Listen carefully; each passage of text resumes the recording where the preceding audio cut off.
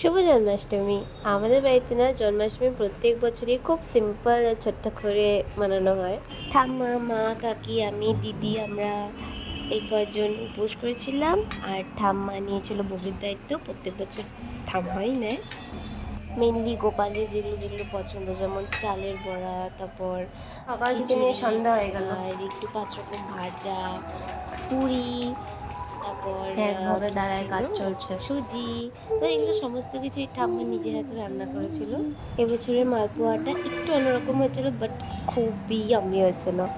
এত কিছু রান্না করতে অবভিয়াসলি প্রচুর টাইম লাগে। সকাল থেকে স্টার্ট করে সন্ধ্যা হয়ে গেছিলো। তো আমি যে বাড়ির নর্মাল সন্ধ্যাটা হয় সেটাই দিচ্ছিলাম, যাতে ঠাম্মার একটু হেল্প হয়ে যায়, কারণ ঠাম্মার সন্ধ্যাটা দেয় বেসিক্যালি। সন্ধ্যা দেওয়ার একটু পরেই ঠাম্মা বললো গিয়ে ভোগটা সাজিয়ে দিতে। তো আমি ভোগটা সাজিয়ে দিলাম। আর এখানে আমাদের 3 গোপাল সেজে গুজে রেডি।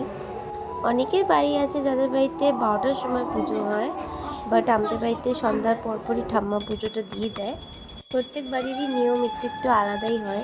ঠাম্মার পুজো হয়ে যাওয়ার পর একে একে আমরা সবাই মিলে কৃষ্ণের অষ্টোত্তর শতনাম পাঠ করলাম। পুজো হয়ে যাওয়ার পর সবাই মিলে আমরা প্রসাদ নিলাম, জল খেলাম, কারণ সারাদিন উপাস ছিলাম।